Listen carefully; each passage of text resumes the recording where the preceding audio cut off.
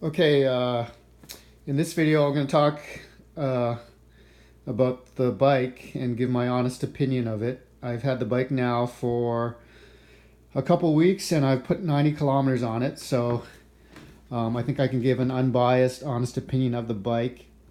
I have not found on YouTube or the internet anybody who has given a really honest review of the bike.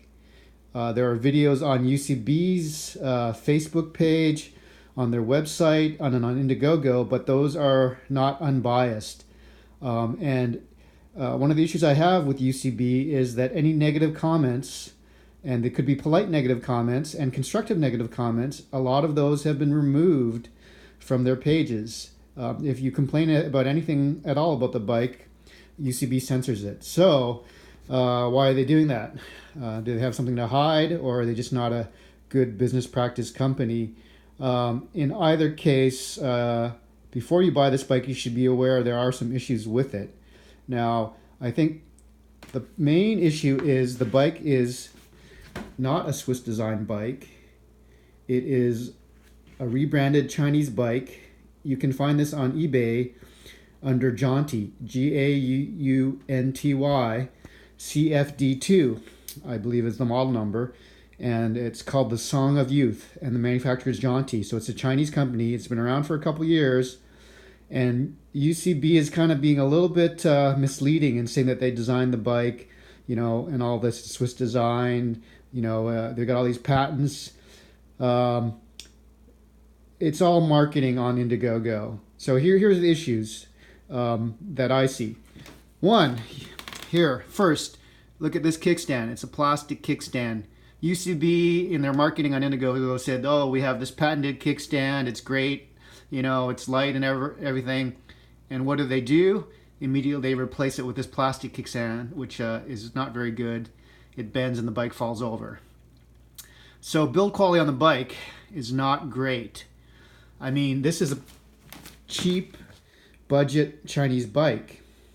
When it was marketed on Indiegogo, it was marketed as a premium bike with Shimano hydraulic disc brakes. The Model U3, which is the one I ordered and paid more for, was supposed to have the Shimano hydraulic disc brakes. It was supposed to have an 8 ampere hour battery. That was all downgraded to a nut disc brakes, or nut hydraulic disc brakes. You can see nut, N-U-T-T. And so Shimano was taken off. They didn't reduce the price either than $100 between the U3 and the U2. And, I think we paid considerably more than that for the U3. What else was downgraded? So the brakes were downgraded, the battery was downgraded, the kickstand was downgraded. And then also travel batteries, that's still an issue. Apparently there were supposed to be 4.4 amp hour travel batteries, and those were listed on Indiegogo. They got removed. So far nobody has received the 4.4 amp hour travel battery. Now they say on the next container we're supposed to get those, so I'll wait until that next container arrives before we make the final comment on that. So there's a possibility we might get the travel batteries.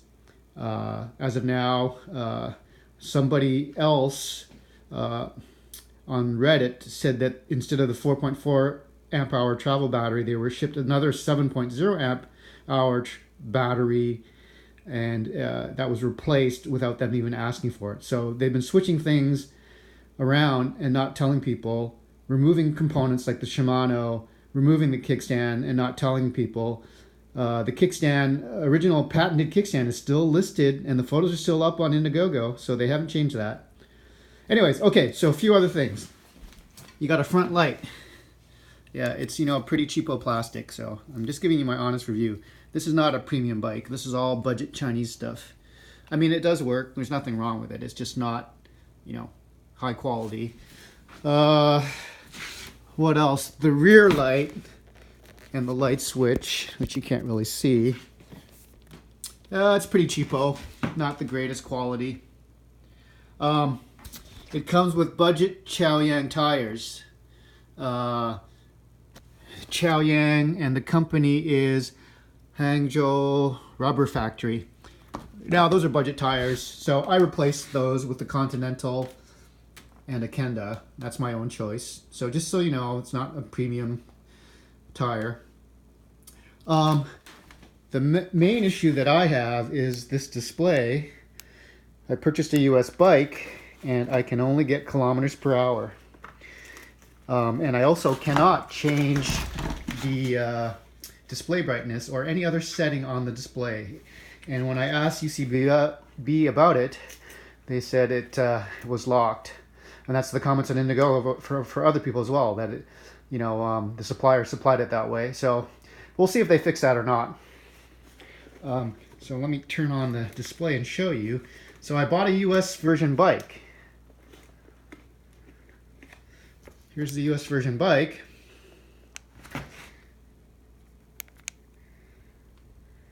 And look, it says kilometers per hour. That is not changeable at all. I'm also supposed to be able to change the display brightness. I cannot do that. I cannot change the sensitivity level of the pedal assist. There's no other settings. There's no settings available for me to change really on this display and controller. So I'm stuck with a kilometers per hour bike in the US. I mean, I can convert in my head, but still I'd rather have miles per hour, and I think that should be fixed. And I was told by somebody who bought the Jaunty bike, the Song of Youth bike on eBay, which was actually about half the price, maybe not quite half, but it was hundreds of dollars cheaper than what we paid to UCB. And he said, his Alibaba supplier could fix that issue with the kilometers per hour and miles an hour for $60. He just buy a new controller. So I mean, really, UCB should fix this. We paid a lot more for the bike than it's available for on eBay. Anyways, okay. So what are the issues? Yeah. Okay. So I'm gonna put on the YouTube the links to the Reddit page where you can find more information from other people who have bought the one. You should go to trustpilot.com and see reviews of people who have issues with UCB, and some of them got refunds, I think. It's basically like shipping delays, not being upfront about the component changes, the battery changes, the brake changes, the kickstand changes. These are all issues. That being said, I will say I do like the bike. It doesn't ride like a normal bike though, so you should be aware of that. The pedal assist is a little surgy, and you can see on some of my other videos where I ride it. It's not like riding a regular bicycle. So if you're expecting that, then you need to get another bike. This bike rides a little bit like a moped. When you pedal the wheels, you're actually pedaling them and the bike freewheels. So it's very easy to pedal, and you're using the pedals as a throttle. Even though the bike has a throttle, when you pedal, it's almost like pedaling nothing. It's so easy to pedal. It's like the wheels are spinning, and that is really acting as your throttle. So you should be aware of that. So if you're expecting a real bike feel, like on a Brompton, you're not going to get that. So just be aware of that. And I do have other e-bikes with pedal assist, and those pedal assists are better than this one. In other words, it doesn't feel so laggy and so surging. The bike surges a little bit, and sometimes actually the pedal assist doesn't shut off. It's still running even though you stop pedaling. So, I mean, those are issues with the sensitivity of the pedal assist. It's just not great. Now, is that enough not to make me want to keep this bike? Probably not, because I bought this bike so that I could travel with it, and I could put it in a suitcase. And I'm aware that it's not feeling like a real bike. It feels more like a moped. It feels more like you're using the pedals and you're pedaling the bike to throttle the bike. That's the pedal assist feeling. So just be aware of that. Now, you could get another bike like the Qi Cycle by Xiaomi, which has a torque sensor, and that's more like pedaling a real bike, according to some people. And I went and looked at reviews of that. That bike feels more bike-like, so that might be something you might consider. Now, that bike has its issues too. It has a top speed of 20 miles per hour, which can be upgraded, I think, to 25 miles per hour. It's a little surgy on hills, so it doesn't do hills as well. It's a front hub drive motor, which I don't really like front hub drives. That's just my own personal preference. So there's some issues to think about there. It doesn't fold as nicely as this bike, but it has a torque sensor, and torque sensors are expensive. One thing I might think about doing in the future is putting a torque sensor on this bike. But a torque sensor is going to make it harder to pedal. It's going to make it more bike-like.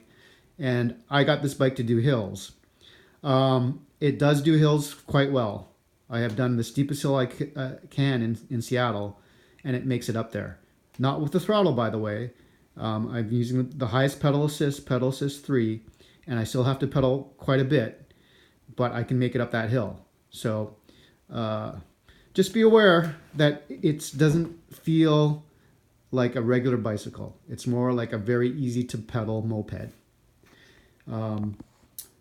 Okay, any other thoughts? I will put on the links, the link to the Reddit group. I also put a link to trustpilot.com, which has reviews. And I think there's some Facebook groups too, and I'll try to find out what those are, and I'll post those as well. And I hope other users will post honest reviews of the bike. I don't want to just see reviews from the company. That's what, if you look at all the other pages, there's no independent reviews. Anyways, okay, hope you guys liked the video.